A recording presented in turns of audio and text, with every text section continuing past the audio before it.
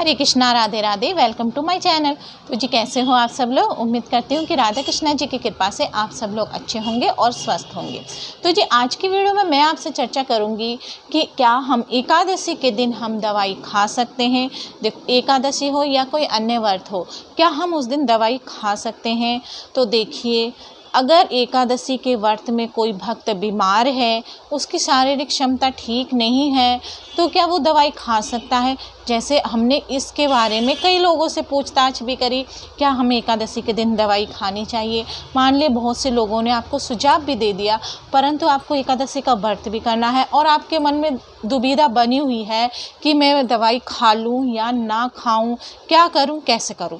तो जी आज की वीडियो में मैं आपकी इस समस्या का पूरा निवारण लेकर आई हूँ, पूरा हल लेकर आई हूँ, जिसे आप सुनेंगे तो आप इसके बाद कभी भी नहीं सोचेंगे कि हमें कोई भी व्रत हो या एकादशी का व्रत हो, हमें दवाई खानी चाहिए या नहीं खानी चाहिए। परंतु इससे पहले मैं वीडियो आगे बढ़ाऊँ, अगर आप मेरे चैनल पर नहीं हो तो मेरे चैनल को सब्सक्राइब कर दीजिए और बेल आइकन को भी दबाना ना भूलें, ताकि मेरी वीडियो के आने वाली नोटिफिकेशन आप तक सबसे पहले पहुँचे। वीडियो अच्छी लगे, आपको हेल्पफुल लगे तो वीडियो को लाइक एंड शेयर करना ना भूलें। तो देखिए, सबसे पहले जो होता है वो हमारा स्वास्थ्य होता है, हमारा शरीर होता है। हमें अपने शरीर की रक्षा करना ही हमारा सबसे पहला परम धर्म होता है। अगर आपको लगता है आपको उस दिन, जैसे कोई व्रत है, एकादशी व्रत है, आपको डॉक्टर ने कहा है कि आपको दवाई नहीं छोड़नी नहीं है, रेगुलर दवाई खानी है, एक दिन भी दवाई नहीं छोड़नी। तो देखिए, साल में 24 एकादशी होती है, यानी कि महीने में 2 एकादशी आती है। तो आप अपने डॉक्टर से जाकर पूछ लीजिए कि अगर मैं महीने में 2 बार वो दवाई ना खाऊं तो मुझे कोई प्रॉब्लम तो नहीं होगी। अगर डॉक्टर ने आपसे कह दिया कि आप नहीं खाओ तो आपको प्रॉब्लम नहीं होएगी, तो आप एकादशी का व्रत करिए। अगर डॉक्टर ने आपसे कहा है कि आपको खानी ही पड़ेगी, तो आप एकादशी के व्रत में दवाई खा सकते हैं। वो हमारी अपनी मजबूरी है, जो कि हमने मजबूरी में दवाई खाई है। तो इस विषय में आप बिल्कुल भी मत सोचिए, एकादशी व्रत हो क्या अन्य व्रत हो, आप दवाई ले सकते हैं। वो हमारे मन के भाव होते हैं। अगर हमारे मन का भाव शुद्ध हो, हमारे मन के भाव में कोई भी मतलब त्रुटि ना हो, हम जैसे कि मन के भाव शुद्ध होने चाहिए, तो भी हम व्रत करें तो भगवान हमें अपनाते हैं। तो इस विषय में मैं आपको बताती हूँ कि ये बात, इस प्रश्न का हल मुझे कहाँ से मिला। इस प्रश्न का हल मुझे मिला है श्रीमद् भागवत गीता में, जो कि स्वयं भगवान श्री कृष्ण जी के कहे हुए बोल होते हैं भागवत गीता में। तो जी भगवत गीता के 4थे अध्याय के 11वें श्लोक में भगवान श्री कृष्ण जी ने अर्जुन से ये बात कही थी। तो किस तरीके से था वो बोल, जैसे वो श्लोक क्या था, ये यथा माम प्रबधन्ते वास्तव द्वै भाज्यम, यानी कि जिस भाव से जो व्यक्ति मेरी शरण में आता है, मैं उसी भाव से उसको अपनाता हूँ। मान लीजिए आपको एकादशी व्रत करना है, परंतु आपका शरीर ठीक नहीं है, परंतु उस भक्त का मन के भाव अच्छे हैं, उस भक्त का मन निर्मल है, उस भक्त का मन शुद्ध है, तो वो शुद्ध भाव से एकादशी का व्रत कर रहा है, तो उस भाव के कारण भगवान श्री कृष्ण जी उसको अपनाते हैं। तो एकादशी व्रत में आप दवाई खा सकते हैं, इसमें निसंकोच, आपको कोई प्रॉब्लम नहीं है, आपको डरने की कोई भी बात नहीं है। कोई भी आपको इस बात में बिल्कुल भी सोचना नहीं है कि मैं एकादशी व्रत कर रही हूँ, अगर मैंने दवाई खा ली तो मेरा एकादशी व्रत टूट जाएगा।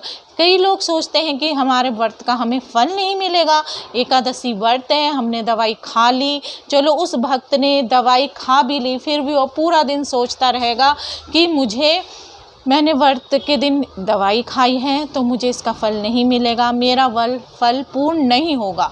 तो इस विषय में भी मैं आपको बता दूं, जो भक्त ऐसे सोचते हैं, तो इसी प्रश्न का हल भी श्रीमद् भागवत के 18वें अध्याय के 66वें श्लोक में भगवान श्री कृष्ण जी ने अर्जुन से कही है।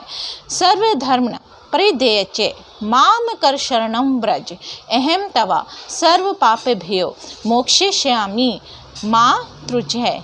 यानी कि जो भक्त इसका मतलब है जो भक्त समस्त धर्मों को त्याग कर मेरी शरण में आता है, मैं उसको अपनी शरण में लेता हूँ, अपने पास लेता हूँ, तो तुम्हें डरने की कोई भी बात नहीं है।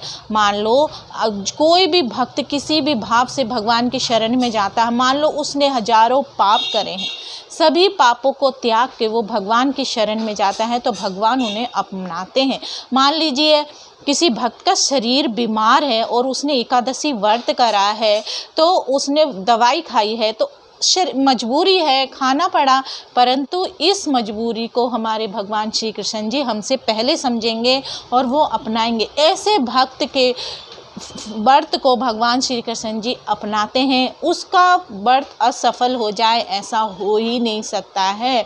भगवान श्री कृष्ण जी किसी भी भक्त को निराश नहीं करते हैं, बस उस भक्त का मन शुद्ध होना चाहिए, उसके भाव अच्छे होने चाहिए। तो आप अब सबसे पहले अपने शरीर को देखिए, एकादशी व्रत हो, कोई भी व्रत हो, आप दवाई निसंकोच ले सकते हैं।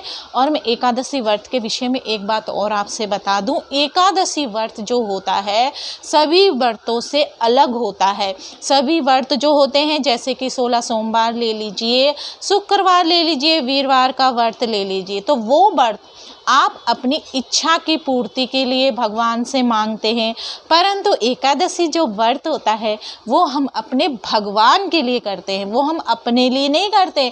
एकादशी का जो व्रत होता है हम अपने भगवान की खुशी के लिए करते हैं, भगवान श्री हरि विष्णु जी की प्राप्ति के लिए करते हैं। भगवान श्री हरि विष्णु जी खुश होते हैं जो भक्त एकादशी व्रत करते हैं, उसे अपने बैकुंठ धाम में वो निवास देते हैं। तो एकादशी व्रत सब व्रतों से अलग होता है। जैसे कि मान लीजिए आप सब्जी में आलू होता है, महत्व होता है, आलू को राजा मानते हैं, फलों में आम को राजा मानते हैं, किसी भी जैसे हर चीज़ का अपना अलग अलग महत्व होता है ना, इसी तरीके से एकादशी व्रत सब व्रतों में से अलग और सबसे महत्वपूर्ण व्रत और सबसे उत्तम व्रत होता है। तो हर प्राणी को एकादशी व्रत करना चाहिए।